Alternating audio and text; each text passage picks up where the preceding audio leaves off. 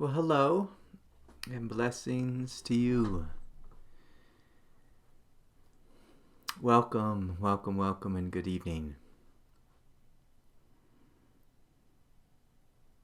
And so let us shut down our eyes and let us open our hearts. And let us remember why we are here at satsang. We are here to awaken. We are here to join in a space of unity. We are here to let go of the past, of old pain and suffering and confusion, all that which is veiled, the goodness and the beauty of our consciousness. And tonight, I'd like us to welcome, to invoke, to call upon the grace of the Divine Mother to be here with us, to flood our bodies with light, to help us reconnect with our highest truth, give us the direct experience of our true nature, the direct experience of love, of vast spacious peace, unifying wisdom. O Holy Divine Mother, we bow before Thee, and we welcome You to our minds, our hearts, our bodies. And so, I welcome You here. Welcome, welcome, welcome. Just a couple of quick announcements. We have our next online retreat where we will be exploring the 7 chakra centers. And we'll be exploring them as 7 doorways through which we connect with the divine. 7 doorways through which we connect to our deeper divinity and our deeper sense of self.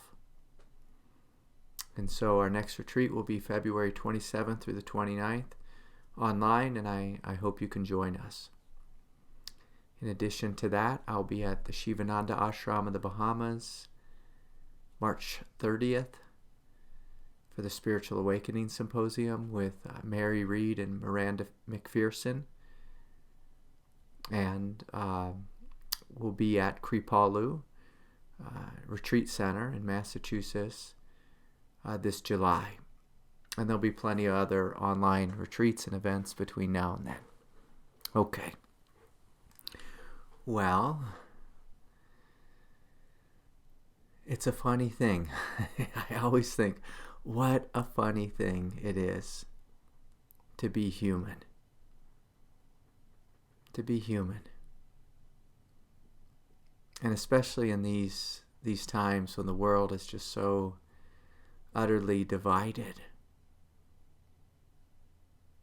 And the thing I'd like to speak about tonight is, this little line from, these 10 Commandments. And in the 10 Commandments, it speaks something about, thou shalt not worship false gods. I don't know if that's how it's said exactly, but that's how, that's the childhood representation of it, is we don't worship false gods. And throughout the history of Christianity, they've gotten this wrong. They those who've taught Christianity have often taught that a false god is I'll bring up a false god right here. Shiva, or Ganesh, Lakshmi, the Buddha. These are not false gods. These are true gods. These are real gods. It's not what, Jesus wouldn't go around saying don't worship the great ones. False gods are things that we give our power away to. Like today here in the United States, there's this big game. And who do we worship? We worship the false gods, whoever our team is, our tribe. That's the false god. It's not Shiva. It's not Muhammad. It's not Allah. These are true gods. These are aspects of divinity that have, Muhammad is a great spiritual master. Jesus, a great spiritual master. Buddha, a great spiritual master. Shiva is an embodiment of the divine.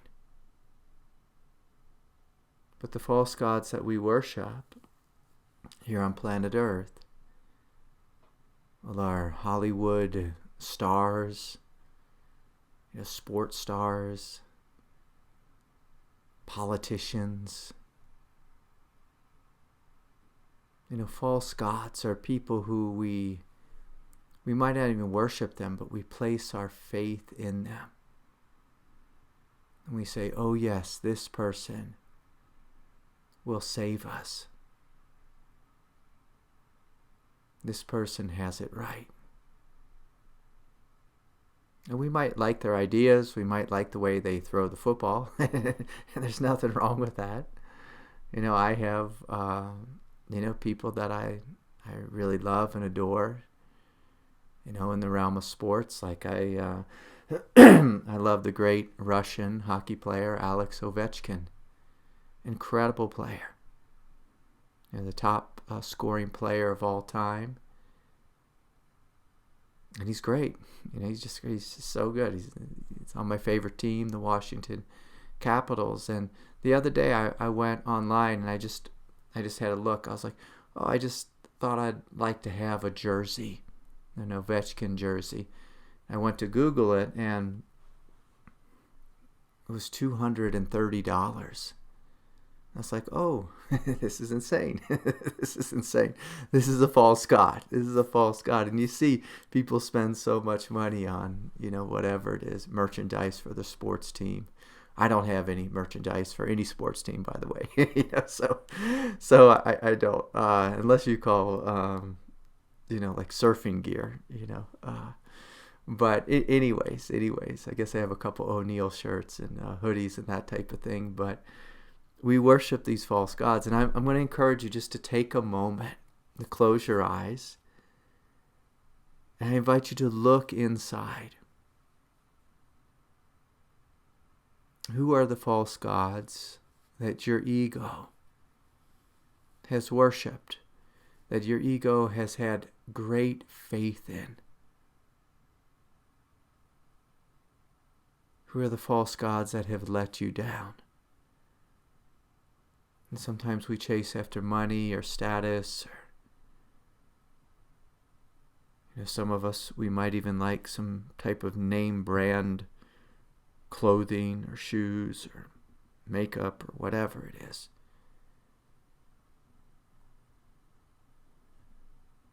We might have people we worship in the realm of sports. There's certainly folks in this room who worship certain politicians or tech gurus.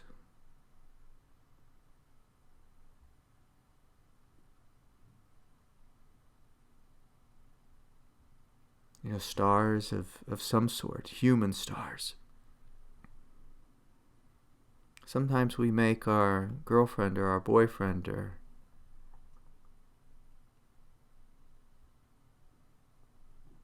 someone that we have a great deal of desire for,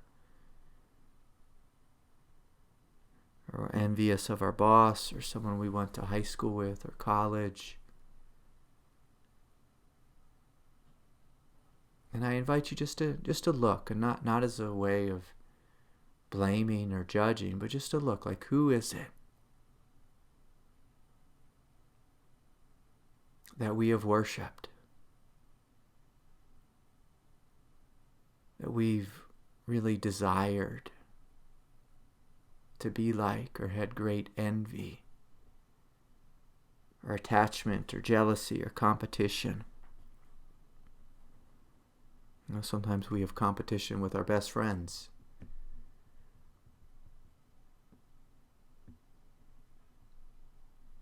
I've seen people have competition in this very Sangha over who goes to which group.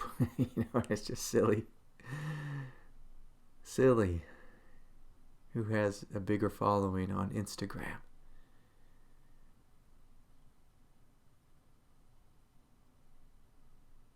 Sometimes the false god is the neighbor with the biggest house on the street, the fanciest car. And so I invite you just to look inside and to really be honest. If you're having trouble, look deep. Look where you have envy or jealousy or competition.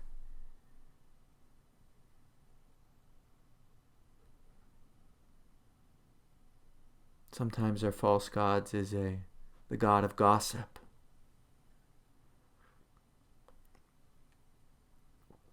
And whether it's gossip in your life or telemundo gossip.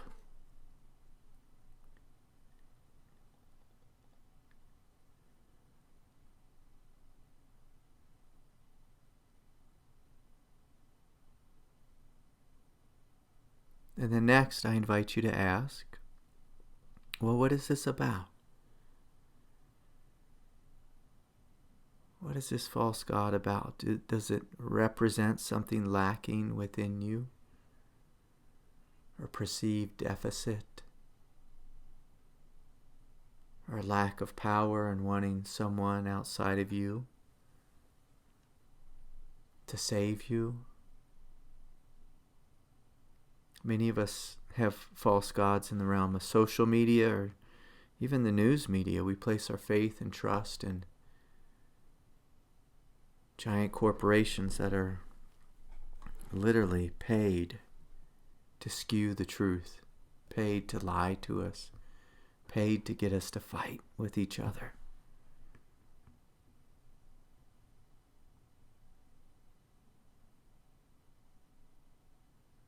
And so I invite you to look at the false gods and to smile, to unhook. And with that, let us open our crown chakra, let us open our heart, let us call upon the true God. Let us call upon the Divine Mother. Oh, Holy Mother, will you come here this day and show us the truth? Will you flood our body with light, with love, with radiance and bliss? And so I invite you to swiftly drop any false god.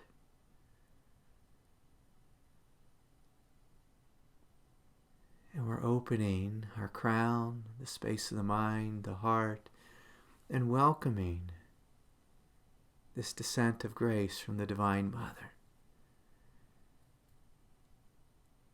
And I hope you will join me here in receiving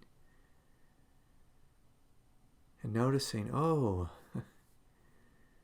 how different this feels. A false god will leave you feeling numb and dead or empty and insecure, lacking, divided, hurting.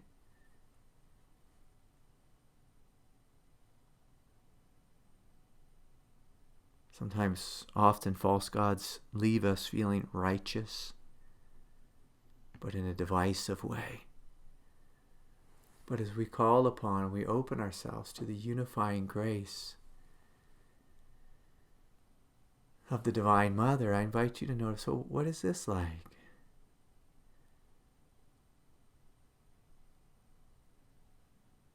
As we open to the Mother of all, the direct experience of unity.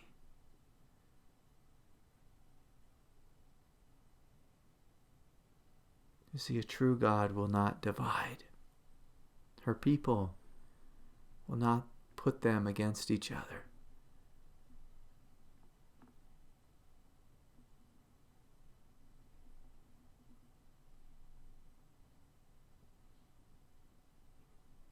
And so as we continue to open, I invite you just to feel this grace, to receive this grace.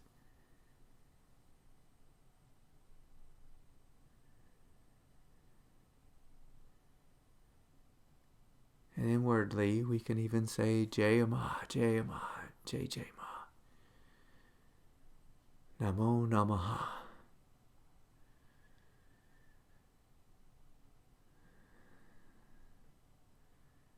And this is praises and and victory to the Divine Mother. We bow before Thee. You are our Creator, and we honor You. You've created this world, this universe, this holy, divine realm, this matrix. And we bow before Thee, Lord. We bow before Thee, Mother.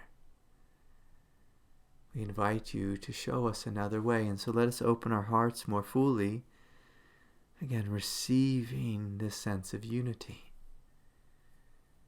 this great sense of love and compassion. A love and compassion without division.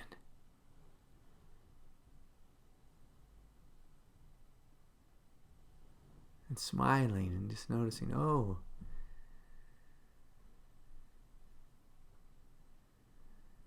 this is quite a different experience than the normal, everyday human consciousness. And so let us continue to breathe and to feel and to soften and open, letting this grace continue to flow down from above. Again, washing over the crown, the third eye, the throat, clearing out any false gods.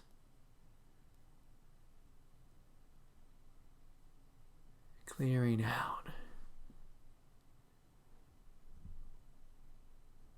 chaos and division. Clearing out righteousness.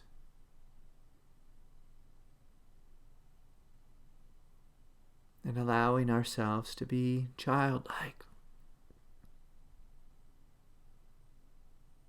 Childlike.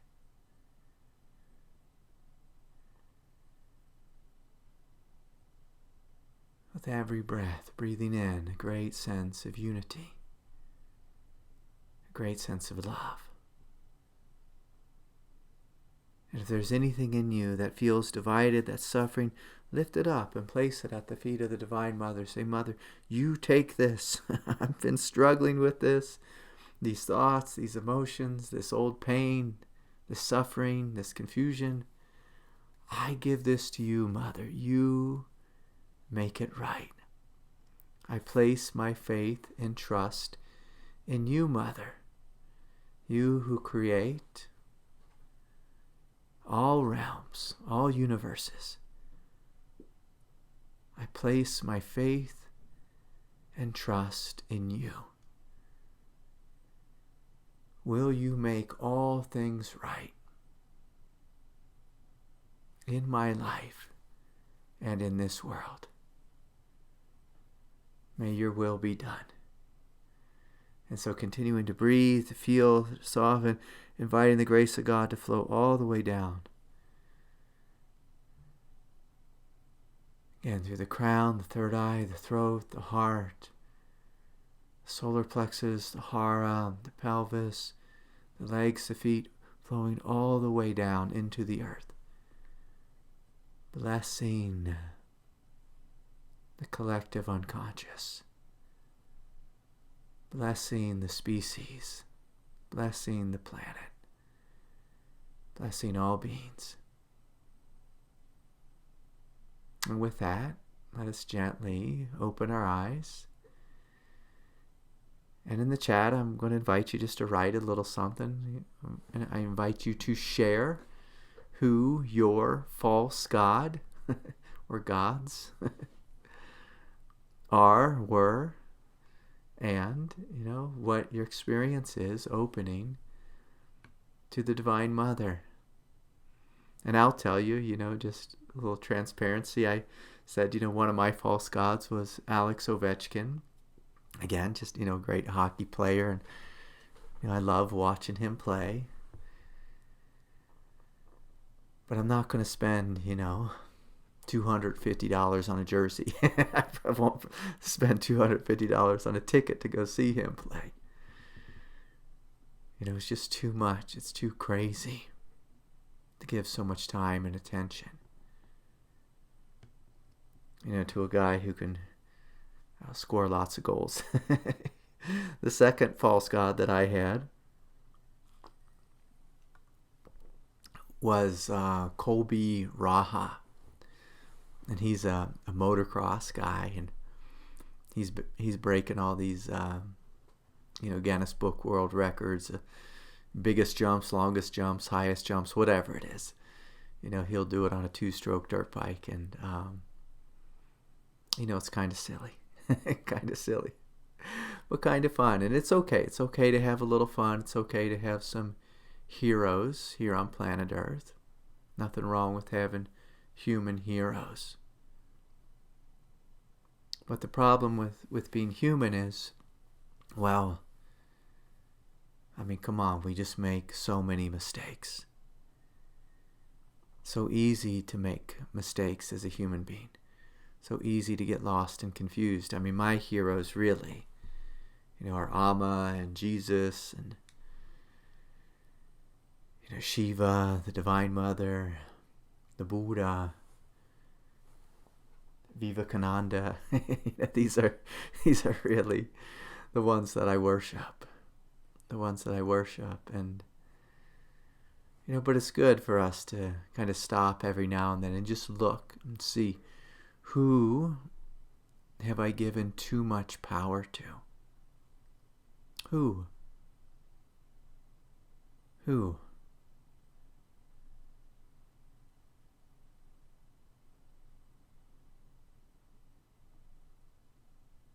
It's a great question to ask. Like, for many of us, we give too much power to our codependent relationships, like our partners. And we have this codependent dance that we do with them all day long. Always checking in, making sure that they are happy. This is a false god. This is the false god of codependency. The false god of codependency. Some of us have false gods of, spiritual teachers that we see online, and we say, if I could just be like them. I can't tell you how many people I've met who've tried to be exactly like, one of my teachers, Adyashanti, and he's a great teacher. He's an incredible being. Nothing wrong with, trying to be, like a great teacher. But at some point we come to learn, as we mature on the path, our job is to be ourself, the fullest manifestation of ourself. So many of us have false gods in the realm of politics. And I can remember just back when Barack Obama got elected, and there was just so much joy in my community when Obama got elected. It was just wonderful. And, everyone was calling him Gandhi. And that's where I drew the line. And I was like, this guy is not Gandhi. He's not Gandhi. Whether you agree or disagree with Obama, I don't care. At the time, I really liked President Obama. But I saw we made this false god out of him. And another hilarious one, much more hilarious, was the creator of coronavirus, Dr. Anthony Fauci. I hope I don't get thrown off YouTube for saying that. But, we made him into a god during the time of COVID. It was absolutely insane. Absolutely insane. That the individuals, playing with, funding viruses, screwing around with viruses, doing gain-of-function research, lying to our faces. And we worshiped this guy thinking he was going to save us. I saw a crazy thing recently that the state of Colorado, one of our universities, is starting to do work building a coronavirus lab to experiment with the coronavirus. It's like, guys, did we not learn? Did we not learn anything? Did we not learn? And this is the thing about humans, is we worship this false god of science, playing with viruses. I've met individuals who've worked at the centers for disease control, and they tell me about the work they're doing. It's horrific work, playing around with smallpox and this and that. Horrific work. But just the arrogance of human beings, the absolute arrogance to play God, and to think that we're going to, create a virus, patent it, make a vaccine for it. I better stop talking about this. YouTube always censors me when I do. But anyways, it's insane. It's insane what humanity does. Not too far from where I live, about 4 hours south across the desert, we have the Los Alamos labs where, we like to play with making nuclear bombs. And actually not too far from my home is where they mined the uranium. The uranium for making those first bombs. And they blew them up in the deserts out here. And there's poor Navajo women hanging out doing their laundry in the river. And when that toxic waste kind of came, some of it fell down into the rivers, and it washed through the rivers, and it's just horrific. But these poor women just standing in the river doing laundry and having this nuclear waste melt the skin off their legs. Horrific. So that's the false god of fire. The false god of fire. Nuclear weapons that humans worship. So it's making, biological weapons or nuclear weapons. At some point we have to say, Divine Mother, will you come here and save us, please? Save us from ourselves. Save us from the harm, the chaos, the division that we create among our tribes, among each other, in the name of greed. In the name of greed. In the name of warfare. It's absolutely insane. Absolutely insane.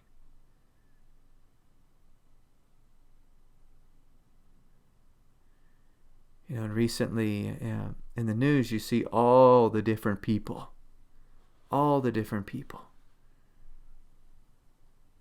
Who are hanging out with the great honeypot of Jeffrey Epstein, worshiping the false god of whether it's greed or status, lust and desire, horror, an absolute horror.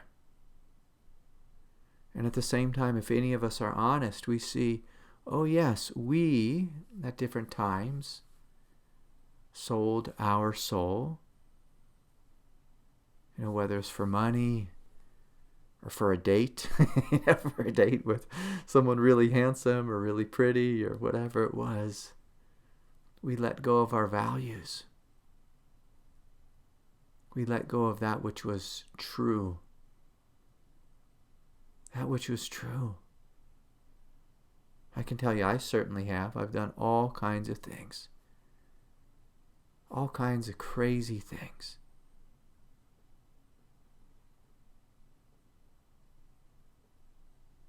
Even just something as silly as a little kid. I wanted money. And I can remember getting a job at a fast food restaurant, and I just knew every single thing about this place was wrong. Here I was, a little little vegan working at a fast food restaurant. It's like, what kind of silly thing. I sold my values because, I wanted some money. I knew just everything about that store was wrong. Just the meat, I could feel the suffering in it. Those poor animals coming out of the factory farms, and just the waste to eat the food, and everything's in a bag and everything has a wrapper and it all just gets thrown away. I didn't last that long there. I just couldn't stand it. I couldn't handle it. Just the waste and the suffering. And selling people poison all day long. Selling people poison. It's just a crazy world. A crazy world. I was out earlier today, out in the desert. I've just been having such a fun time. It was like 64 degrees today, maybe 65. It was just a beautiful day in the desert. I went down into New Mexico, just 20 miles away, and went to my new favorite place on planet Earth, the Aztec crash site. Crash site where in 1954 an alien spaceship crashed into the desert. And, I saw there's just this little plaque there. A little plaque. And, I was just laughing out loud. Here I was just alone in the desert. Absolutely beautiful day with a huge blue sky above, vast, spacious peace and freedom. And one of the most amazing places, a place where a spaceship from outer space crashed down here in the desert. And there's just a little plaque like this big. Meanwhile, there's 8 million people, probably more, I don't know how many million people, watching the Super Bowl. Engaged in just some kind of tribal dynamic, living in some crazy illusion. What is the illusion this time? East Coast versus West Coast? Is that what it is? Forgive me if I got it wrong. Forgive me if I got it wrong. But I think that's what it is. I have not seen a single football game this year. It's been a long time since I've seen a football game. But here I was just sitting in the desert. Absolutely silent. And there were two other folks that came by just for a moment. A couple Navajo folks came and just checked out this shrine in the desert.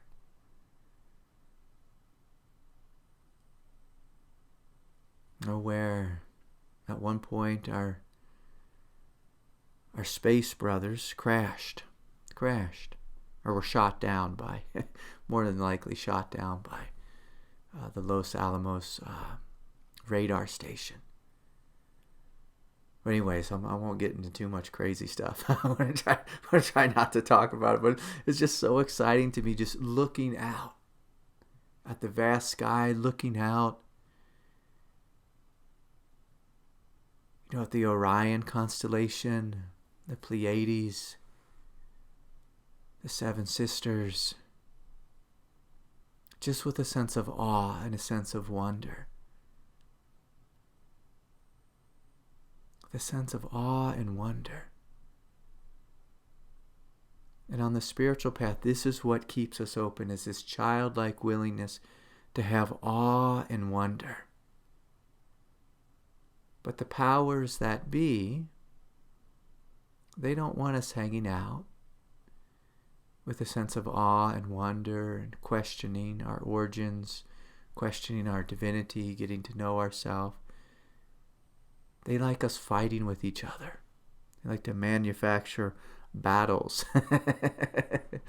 wars, violence, Super Bowls, just to distract us.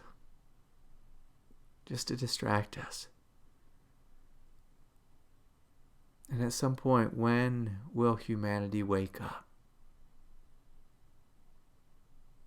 and come together as God's children, coming together in the company of the divine, saying, yes, we are all children of God. As we come into our hearts and allow ourselves not to be a patriot or a Seahawk, but as we allow ourselves to come together and be children of God. Children of God, it creates this unified field, this great sense of love and harmony. And the price for admission into your own heart. I want you to hear this. The price for admission into your own heart is a willingness to let go of division. A willingness to forgive. To forgive. To let go of hatred, to let go of righteousness, to let go of I know the way. And those other people, those Muslims, they don't know the way. They don't know the way, but I know the way. I'm a good Christian. It's just such a silly thing. Such a silly thing.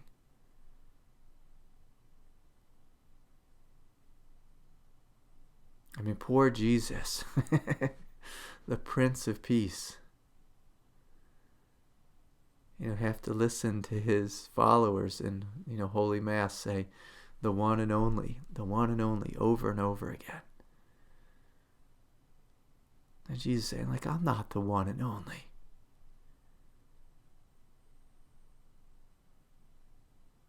I love all beings.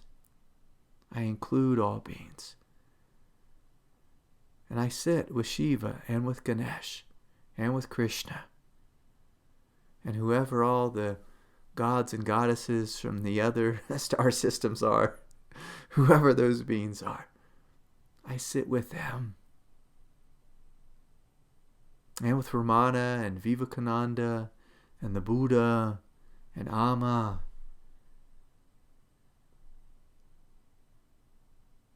As soon as we open into love, we see very clearly love is the direct experience of being completely and utterly undivided. Undivided, absolutely inclusive. Not divided. Not divided. You drive down the road and you see people with stickers. Black lives matter. Blue lives matter. All lives matter. It's come on. Come on. How about we're all children of God? Of course we all matter. Of course we all matter. And the great question is can we open to this love? And surrender our false gods and bow before the true God. The God of love. The God of love. Okay, let's see. I just want to see.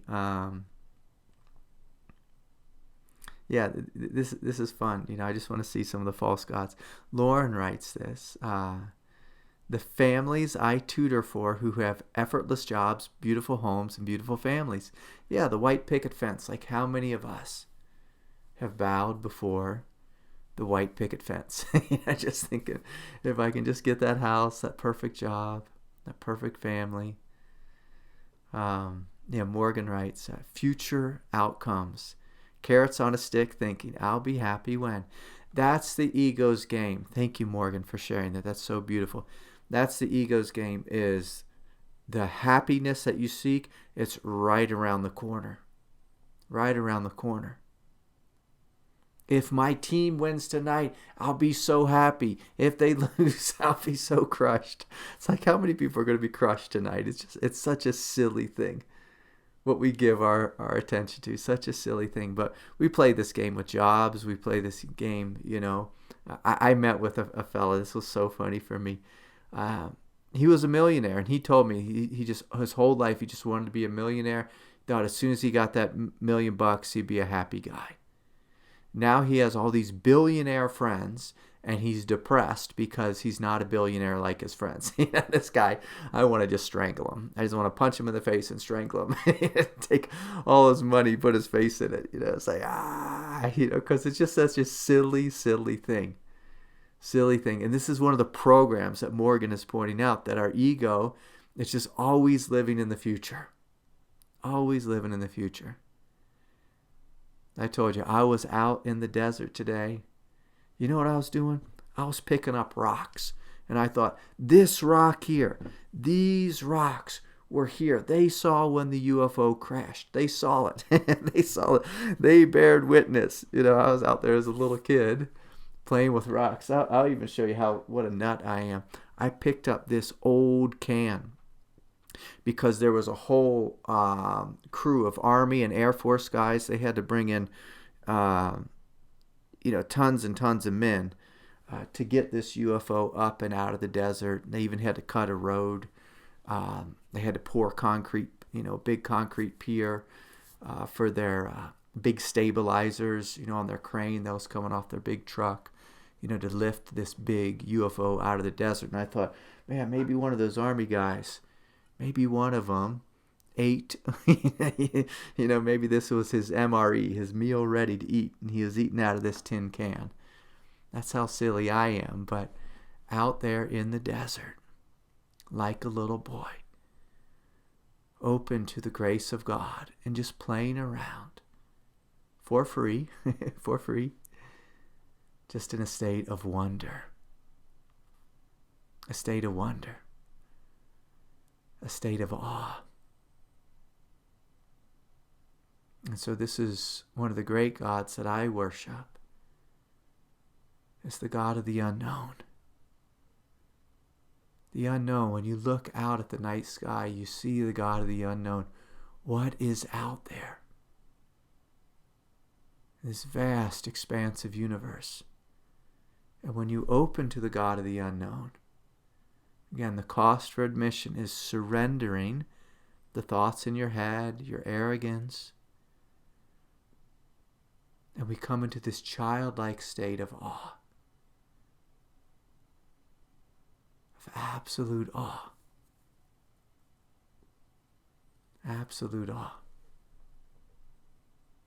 Okay.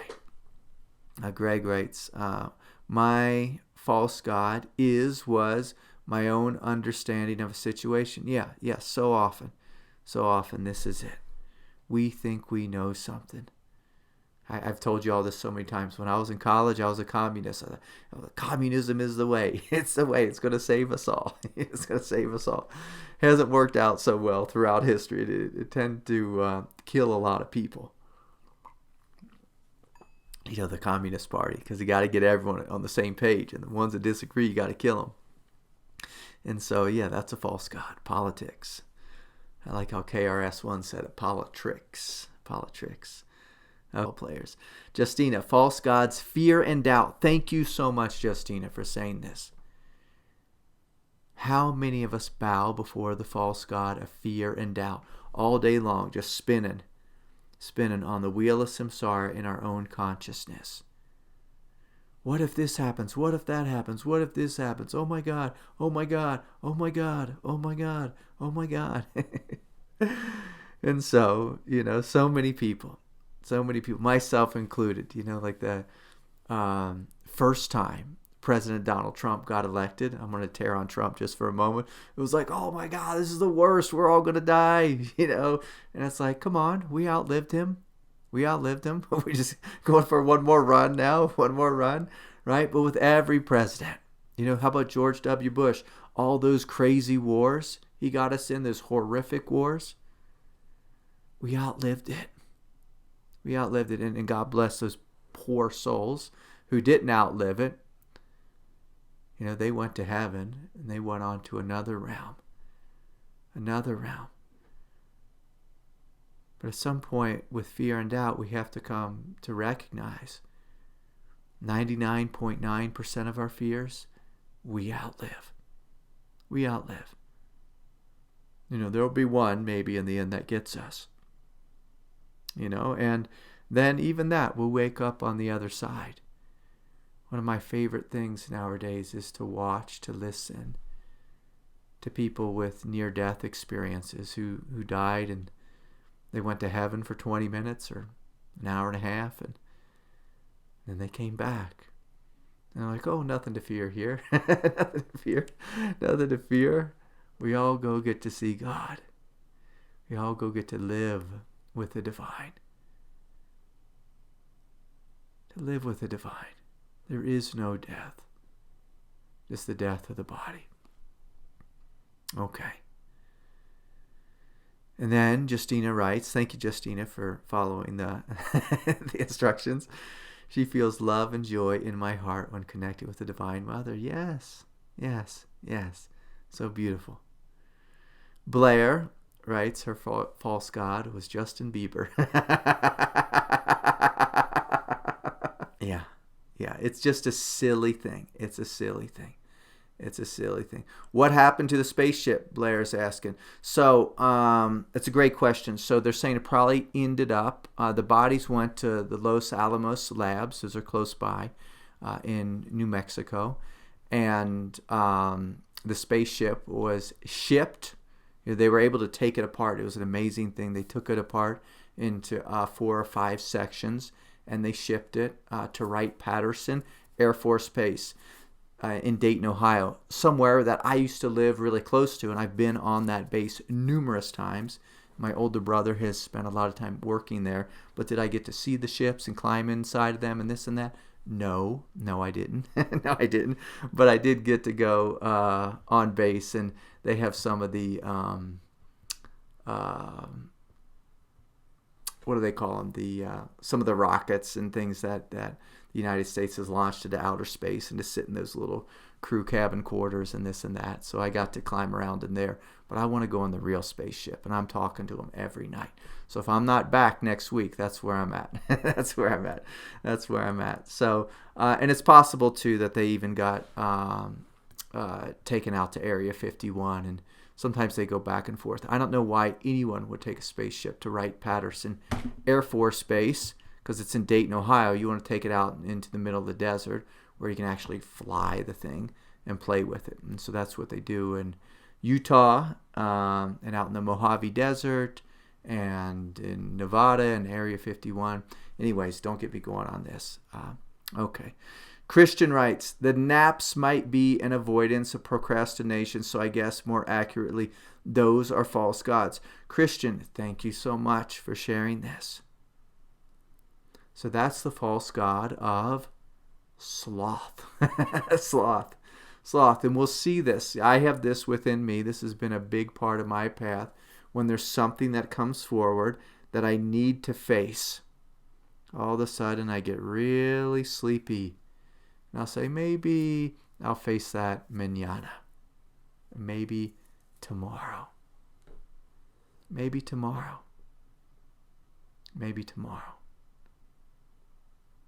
It's the false god of avoidance. And how many of us have done this? The god of procrastination, and we get a little sleepy. And it's like, yeah, I'll work on this tomorrow. I'll have that serious conversation that I need to have with so-and-so tomorrow. How about another day? I got to do some work, and it's work that's hard, and it's difficult, or I have to face something. And we can see this within ourselves. If you have a shadow, and it starts to come into the light, you see it for a glimpse, and then all of a sudden, we get a little sleepy. And you see people do this in meditation. We're sitting in meditation, and something painful or intense comes forward, something difficult, something that we don't want to see about ourselves. Sometimes when there's a new light that comes in the room, the same type of thing, and we don't understand it, or there's resistance that we have to it,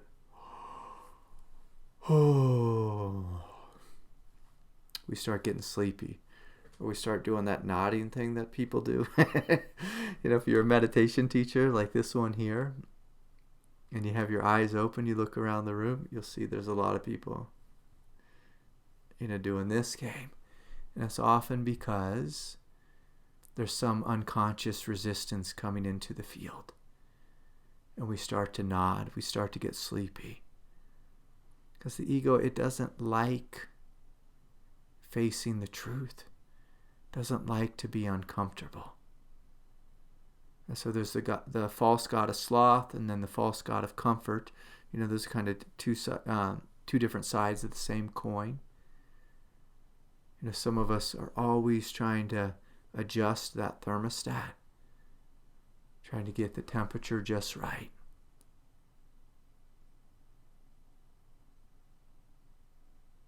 And that's the ego just wanting to numb itself in comfort. In comfort.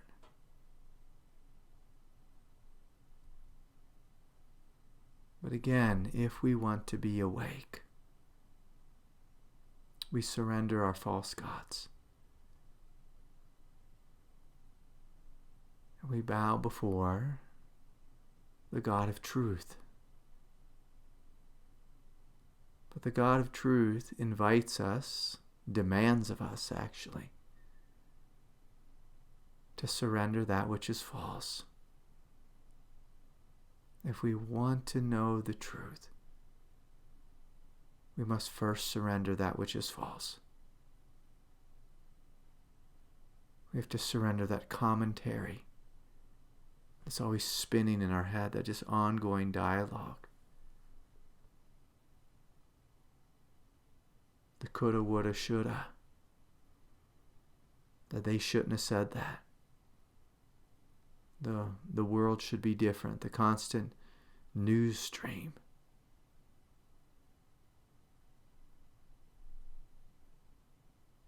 It was funny, I saw someone, they were talking about being afraid to come to the United States because there's so much violence and chaos in the United States right now. And I was like, gosh, when I go outside, there's nothing going on. Nothing going on. It's quiet, it's still, it's empty. There's big deserts, beautiful mountains. Most everyone is getting along just fine. And even, I'm gonna say it, even if we went to Minneapolis, you know what's happening in Minneapolis right now? Nothing. It's cold. That's what's happening. You go outside and it's cold. It's cold.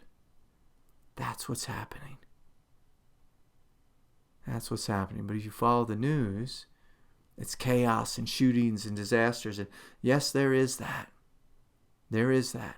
I'll fully acknowledge that. But that's probably happening on 1 block, 2 blocks, 3 blocks. The whole rest of the city. What's happening? If you're outside, you're shivering. That's what's happening. It's cold. It's cold.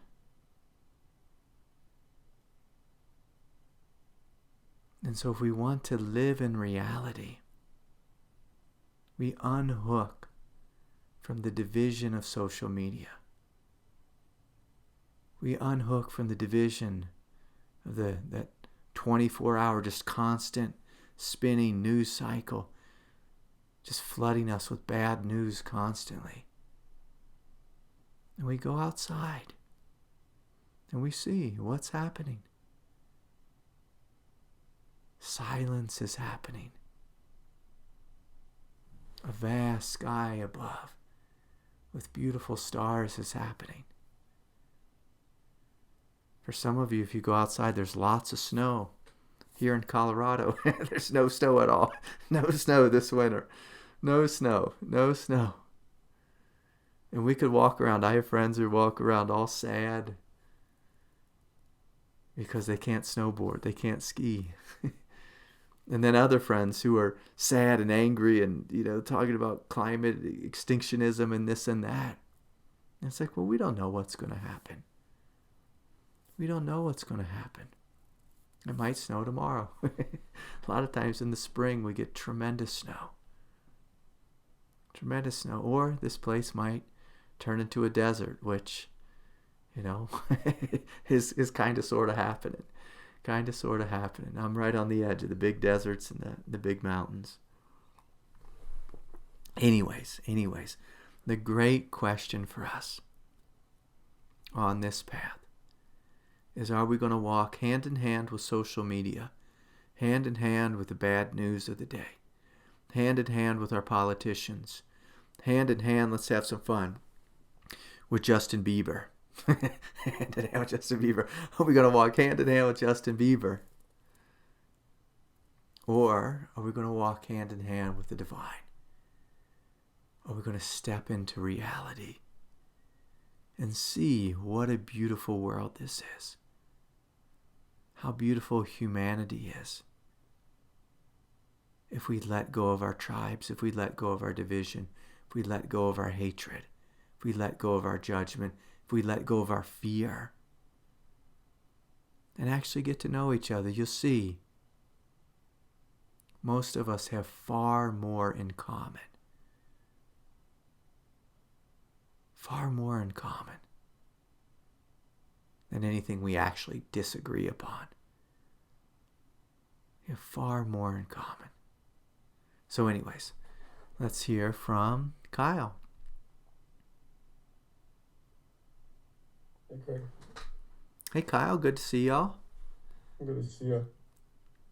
We have a mutual question about if you're like in a romantic partnership with somebody who's also a therapist or a healer, and both of you, obviously want to move forward psychologically, spiritually, but also like in life together.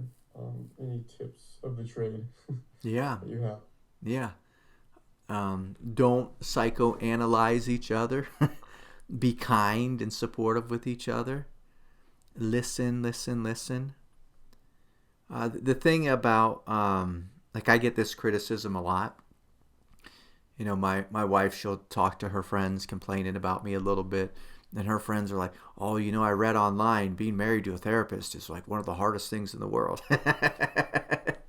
Because they're always judging and analyzing you and this and that. And, it's like, that's not my nature.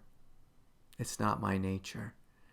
But I've seen couples, I've worked with couples. It's one of the most, I'll say this, disgusting things that I've seen in the world of therapy and the world of spirituality is when we have two souls who are hyper educated and they're really good at psychology, they're really good at mindfulness, they're really good at nonviolent communication, and they just process each other to death.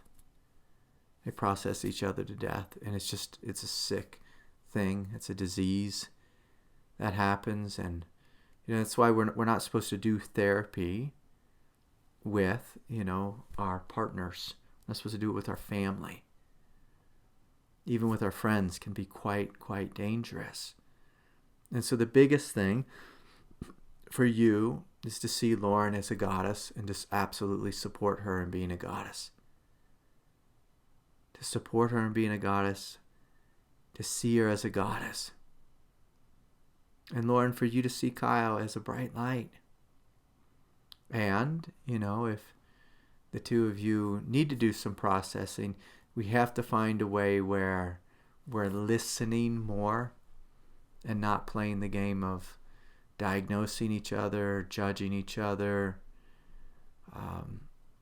People do this all the time in a relationship where they are busy.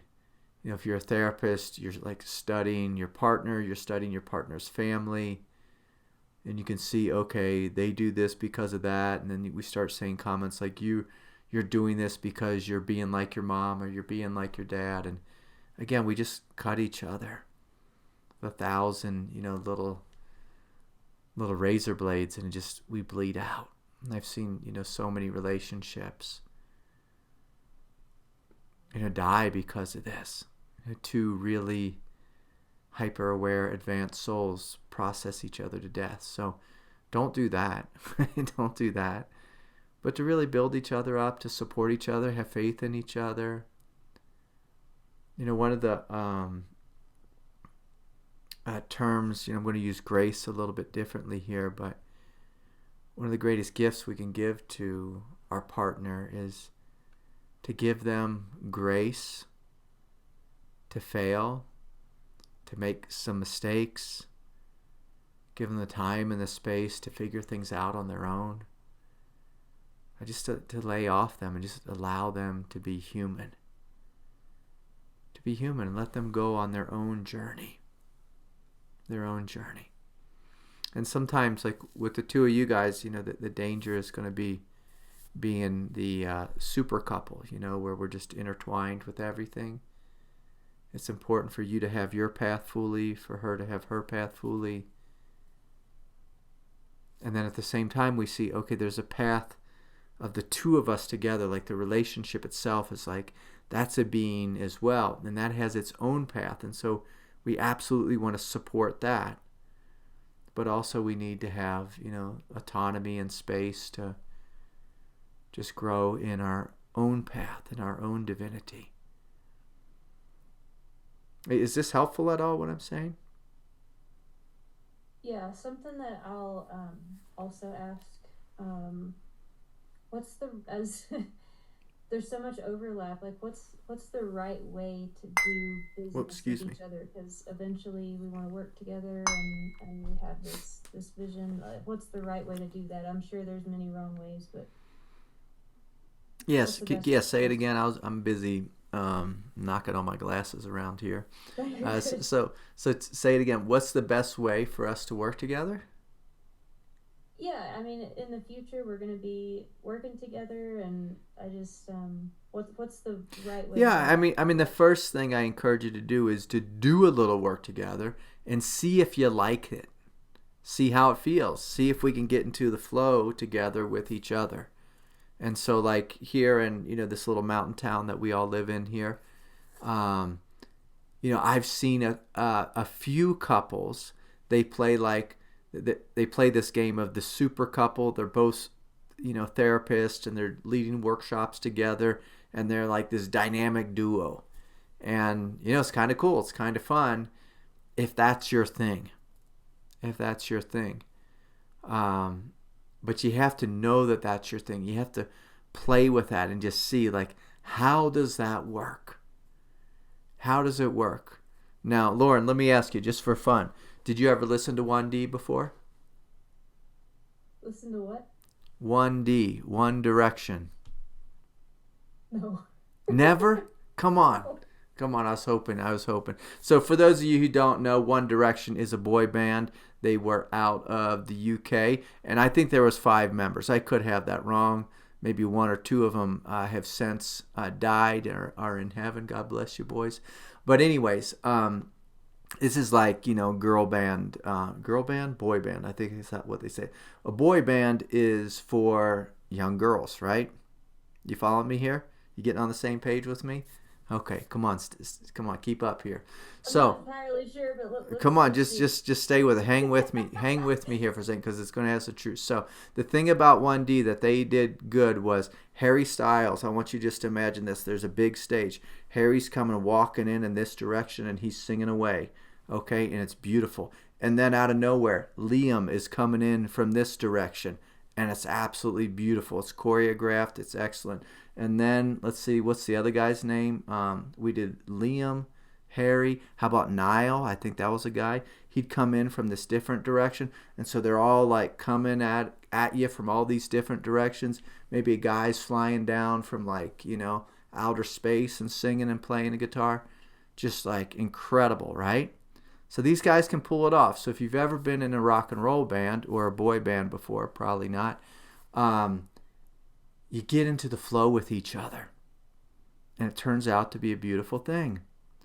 But there's a lot of bands who can't get into the flow. A lot of bands, it's just like they crash and burn because one guy's got too big of an ego, or there's 2 big egos and they fight with each other. And the thing that you and Kyle need to do is first play and see how this works. See if we can get in the flow with each other. and see if we can pull it off. See if we're wired for this type of work. You with me here? Mm-hmm. Because not everyone's wired to be in a boy band where we're all singing, together and we all have our part. Like some of us, are just a superstar on our own. Just a superstar on our own. And that's just how we're supposed to be and how we're supposed to work. So the big thing for the two of you going forward is I invite you just to play and see. And, some couples are excellent at it. Like one of the most precious things that I saw was I had the good fortune of seeing Eli Jackson Bear and Gangaji co-teach together. And it was beautiful because Eli was constantly, letting Gangaji speak and, letting her be right and just, bowing before her, worshiping her like a goddess. And so, Kyle, that's something you can hear. It's like worshiping his wife as a goddess. As a goddess. And that worked for the two of them. I personally like Eli better than I like Gangaji.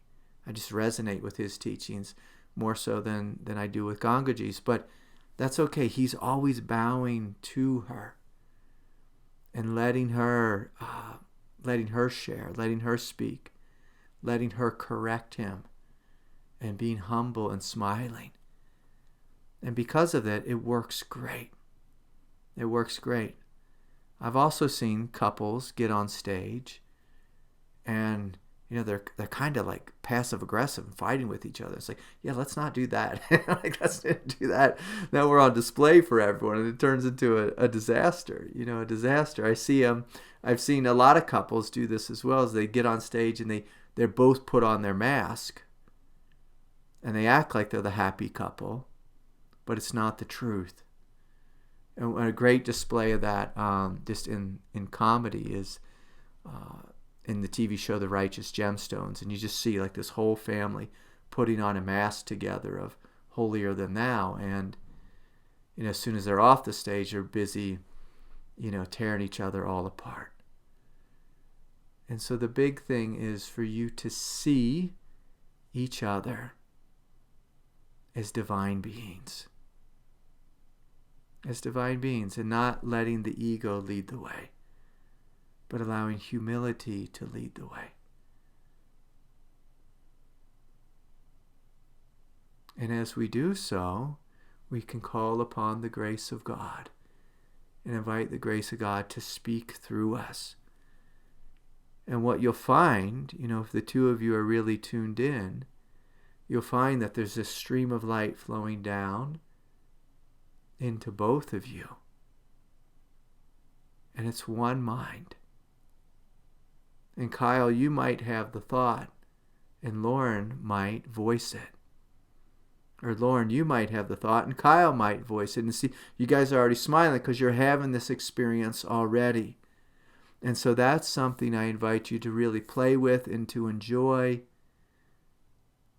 And to really know that, okay, Kyle doesn't own the truth. Craig doesn't own the truth. Lauren doesn't own the truth. God owns the truth. And it's our job is to be humble and let the divine speak through us. And if Kyle says it first or Lauren says it first, we inwardly smile, knowing and trusting that God's will is prevailing in this moment, in this relationship, in this experience, in this offering. And we smile. And we smile. But also at some point, like if you come to recognize, okay, it's beautiful working together. But also, Lauren, you might want to spin off and do your own thing. And Kyle, you might want to spin off and do your own thing. And we want to support that as well. Because being human, it's this very bizarre paradox of like this evening I've been inviting us more and more into unity consciousness. Past couple weeks I've been inviting this transmission of unity consciousness. But also we're individuals and each of us are going to show up in a unique and divine way. A unique and divine way. And we want to support that. We want to support that. However that shows up. If it's the truth, we want to support it. And so to really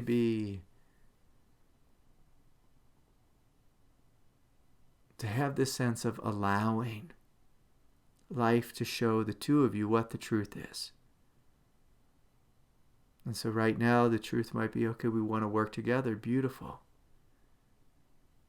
But also there's going to be individual work as well. And we want to really be supporting each other fully and completely. And listening to the movement of God, the movement of the divine in you individually, and in you as a couple. So anyways, I hope there was something supportive there for you. And is there anything else? I mean, you could correct me. Okay, beautiful. Yeah, that's a great question. That's, ultimately, the thing with couples is I encourage you guys to have some fun with it.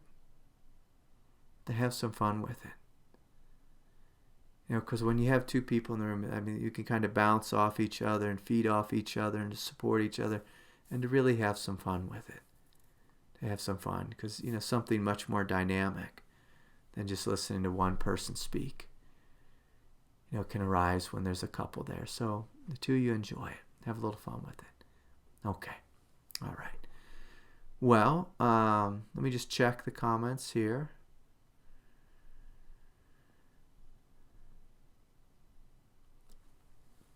See if there's anything else. Don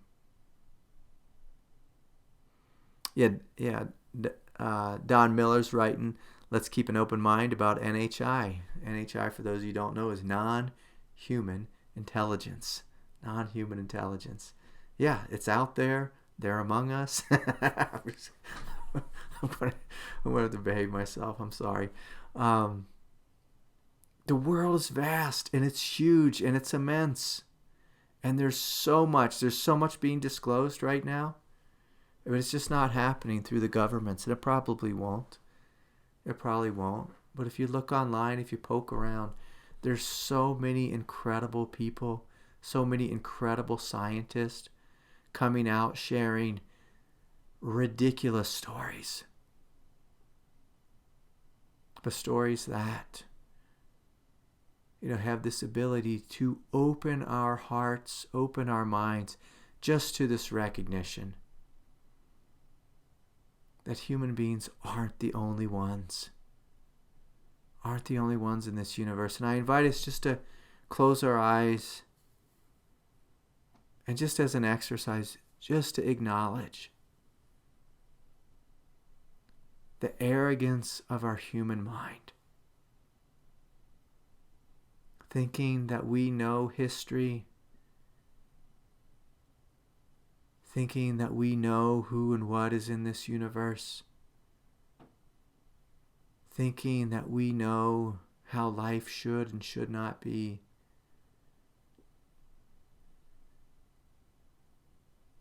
thinking we know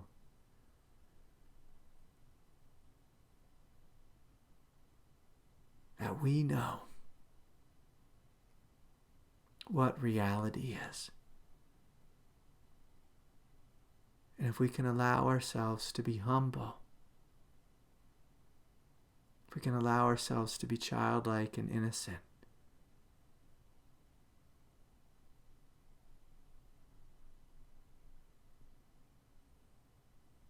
and just to notice as you open throughout the heart,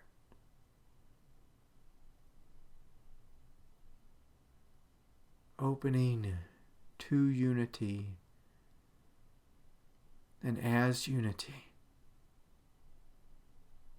A unity which arises when we put all of our thoughts down, all of our conclusions down, all of our assumptions down, all of our arrogance down.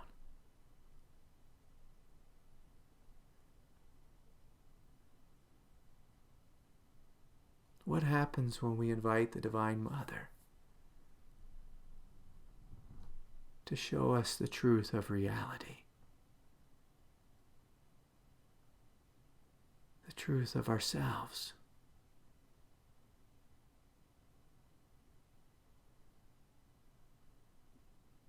The truth of this world.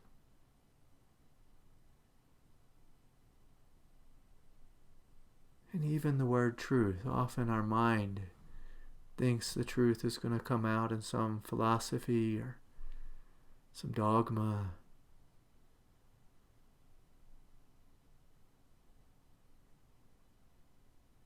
But as you feel into the truth, you see truth is a unified field, a vast mystery of grace, an expanse of freedom, a timeless, eternal radiance.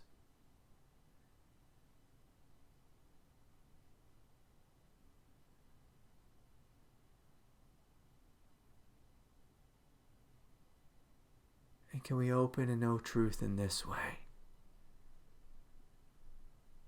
And can we surrender the mind's silly idea of the truth being a bunch of words strung together in some philosophy? As we let that go and open to the Divine Mother, as we open to immense peace and freedom, let us invite this whole world to be blessed with unity, blessed with love, blessed with immense peace.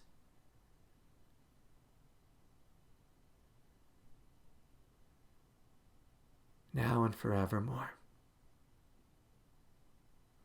Thank you all so much for sharing your hearts with me. Thank you for letting me have a little fun. Thank you for dancing with me as I share some of my favorite topics. If I've offended any of you, please forgive me. Please forgive me. A deep bow of respect to each of you. May love prevail. Good night, everyone. So good to be with you. Bye for now.